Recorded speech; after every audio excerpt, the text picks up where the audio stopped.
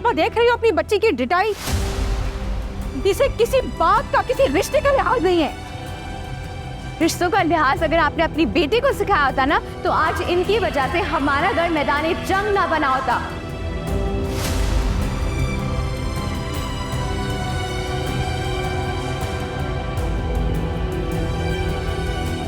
इनकी वजह से हमारी जिंदगी जहन्नुम बन गई है। हरीम,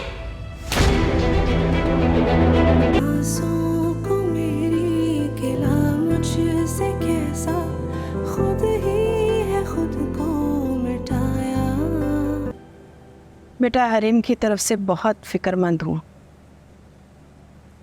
अभी तो जिंदा हूँ, अल्लाह जाने मेरे बाद क्या होगा।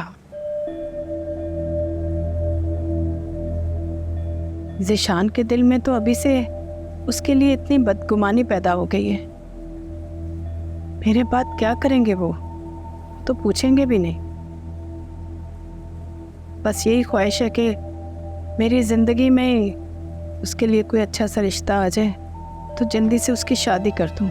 अम्मी आप कैसी बातें कर रही हैं? अल्लाह ताला हमेशा आपको हमारे सर पर सलामत रखे। हरीम अभी छोटी है, कुछ जज्बाती है, बातों की गहराई को नहीं समझ सकती, मगर आप टेंशन मत लें, वक्त के साथ साथ वो सब समझ जाएगी। हमरीन बिल्कुल ठीक कह रही है। हमें आपको हरीम की फिक्र करने की बिल्कुल कोई ज़रूरत नहीं। ज़ीशान का तो पता नहीं, मगर हरीम मेरी जिम्मेदारी और मैं अपनी जिम्मेदारी से फिरने वाला नहीं हूँ। आप तसल्ली रखें। जीते रहो बेटा। मेरी कोई बहन नहीं है, इसलिए शुरू से ही मैंने हरीम को अपनी छोटी बहन समझा है और आइंदा बड़ी बहन की तरह ही उसका ख्याल रखूंगी। ये मेरा वादा है आपसे। तुम क्या ख्याल रखोगी बीबी? तुमने तो कान भर भर के उस बच्ची का दिमाग पहले ही खराब किया हुआ है। अगर वो तुम्हारी सोहबत में और रही ना, तो उस बच्ची का अल्लाह ही हाफिज है। ये क्या कह रही हैं आप? बिल्कुल ठीक कह रही हूँ। ये हरीम जो कुछ भी कर रही है ना, इसमें तुम्हारी बीवी का हाथ है।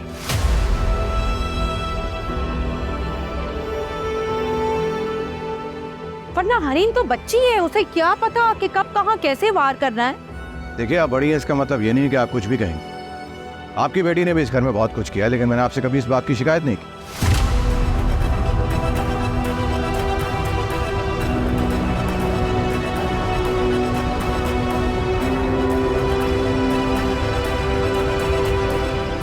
और बिला वजह मैं अपनी बीवी पे कोई इल्जाम बर्दाश्त नहीं करूंगा। बात सुनो भैया, मुझे कोई शौक नहीं है तुम्हारी बीवी पर इल्जाम लगाने का, इसकी हरकत ही ऐसी है।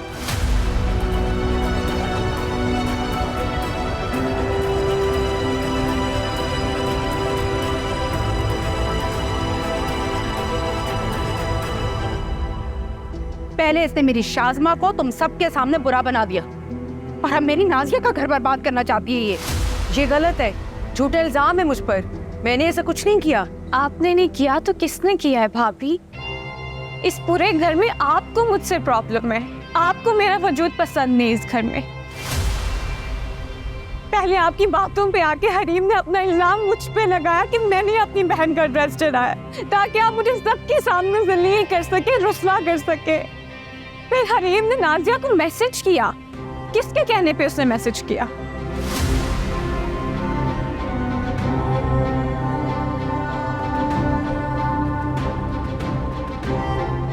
और आपको पता है, हरीम ने जो नाजिया को मैसेज किया ना, उसकी नंद ने सुन लिया।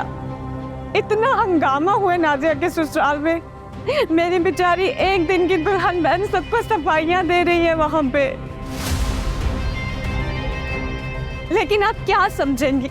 आपकी तो कोई बहन नहीं ना, इस तकलीफ का अंदाजा आपको हो नहीं सकता। मेरा इसमें कोई हाथ नहीं है। मुझे नहीं मालूम कि हरीम ने नाजिया को मैसेज क्यों किया है। मैं इसके बारे में कुछ नहीं जानती हूँ। रहने दो अमीन, कोई फायदा नहीं है सफाई देने। उन्होंने तुम्हारी और मेरी किसी की भी बात पर यकीन नहीं करना। कुछ लोगों की आदत होती है हर बात को बदगुमानी के ऐनक से देखने का।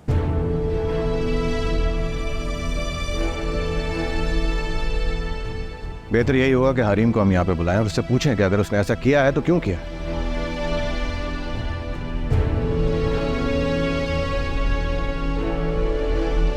नसरीन, नसरीन,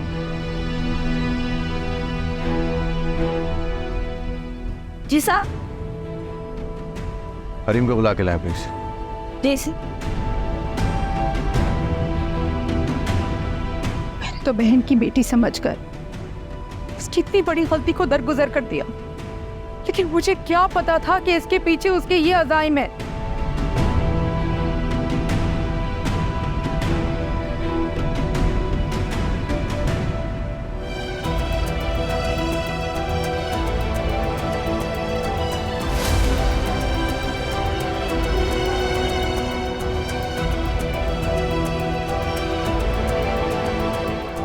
जी भाई। हरीम का तुमने नाजिया को मैसेज किया था? जी।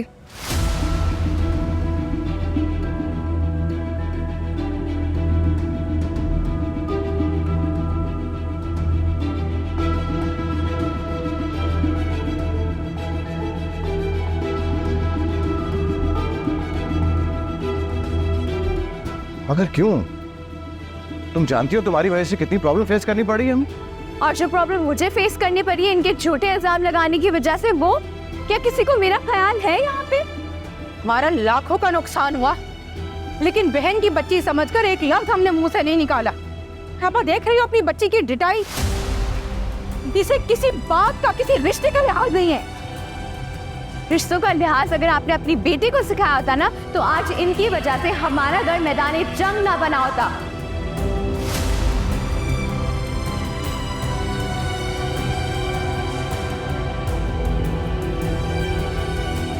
इनकी वजह से हमारी जिंदगी जहन्नुम बन गई है। हरीम!